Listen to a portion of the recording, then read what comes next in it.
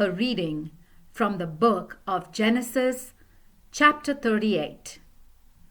About that time, Judah left his brothers and went to stay with a man named Hira, who was from the town of Adullam. There, Judah met a young Canaanite woman whose father was named Shua. He married her, and she bore him a son, whom he named She became pregnant again, and bore another son, and named him Onan. Again she had a son, and named him Shelah. Judah was at Achzib when the boy was born.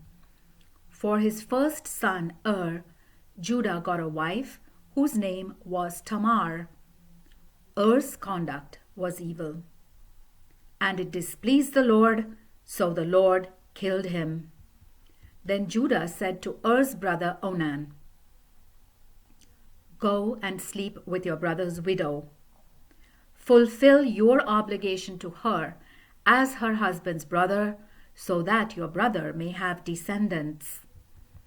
But Onan knew that the children would not belong to him, so when he had intercourse with his brother's widow, he let the semen spill on the ground, so that there would be no children for his brother. What he did displeased the Lord, and the Lord killed him also. Then Judah said to his daughter-in-law Tamar, "Return to your father's house and remain a widow until my son Shelah grows up." He said this because he was afraid that Shelah would be killed as his brothers had been.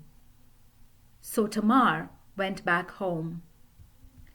After some time, Judah's wife died.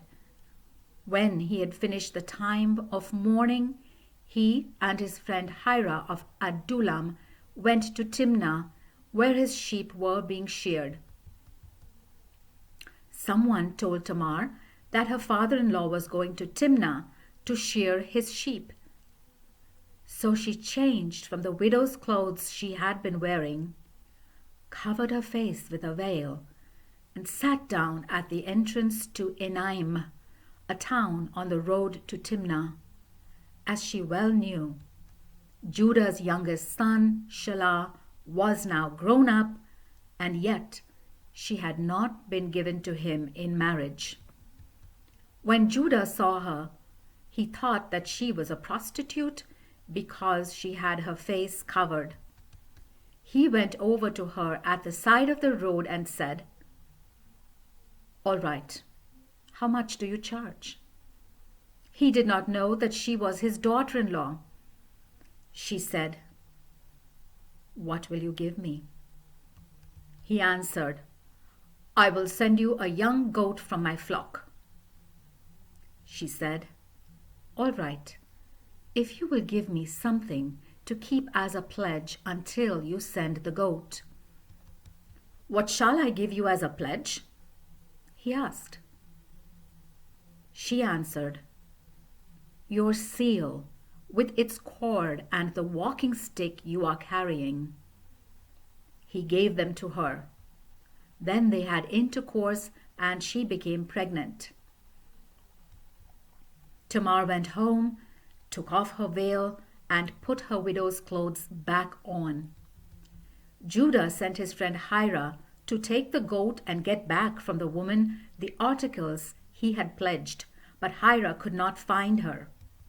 He asked some men at Enaim, "Where is the prostitute who was here by the road?" "There has never been a prostitute here," they answered. He returned to Judah and said, "I couldn't find her. The men of the place said that there had never been a prostitute there." Judah said, "Let her keep the things. We don't want people to laugh at us. I did try to pay her, but you couldn't find her." About 3 months later, someone told Judah, "Your daughter-in-law Tamar has been acting like a whore, and now she is pregnant." Judah ordered, "Take her out and burn her to death." As she was being taken out, she sent word to her father-in-law, I am pregnant by the man who owns these things. Look at them and see whose they are. This seal with its cord and this walking stick." Judah recognized them and said, "She is in the right. I have failed in my obligation to her. I should have given her to my son Shelah in marriage." And Judah never had intercourse with her again. When the time came for her to give birth, it was discovered that she was going to have twins. While she was in labor, one of them put out an arm. The midwife caught it and tied a red thread around it and said, "This one was born first." But he pulled his arm back and his brother was born first. Then the midwife said, "So this is how you break your way out." So he was named Perez. Then his brother was born with the red thread on his arm, and he was named Zerah. The word of the Lord.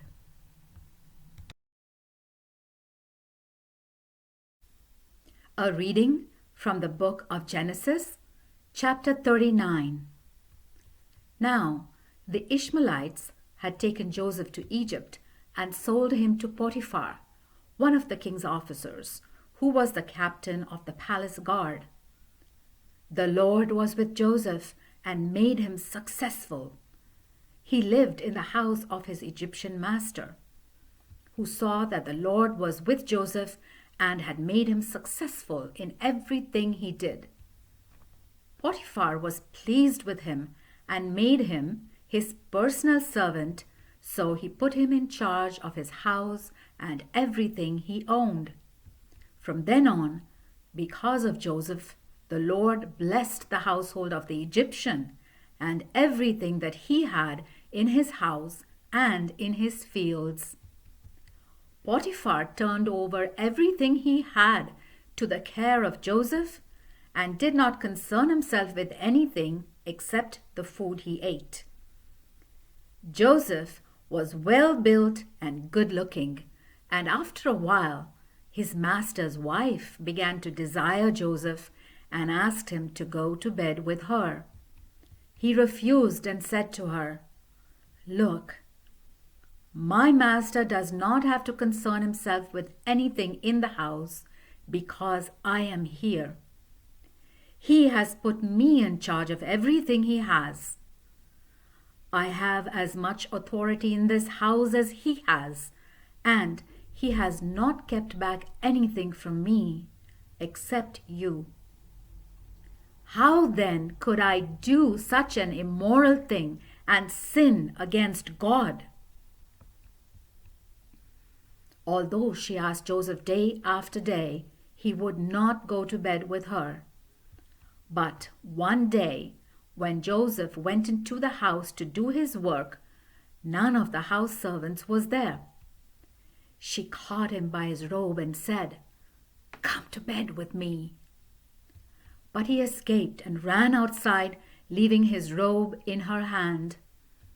When she saw that he had left his robe and run out of the house, she called to her house servants and said, "Look at this! This Hebrew that my husband brought to the house is insulting us. He came into my room and tried to rape me, but I screamed as loud as I could. When he heard me scream, he ran outside, leaving his robe beside me." She kept his robe with her until Joseph's master came home. Then she told him the same story. "That Hebrew slave that you brought here came into my room and insulted me, but when I screamed, he ran outside, leaving his robe beside me."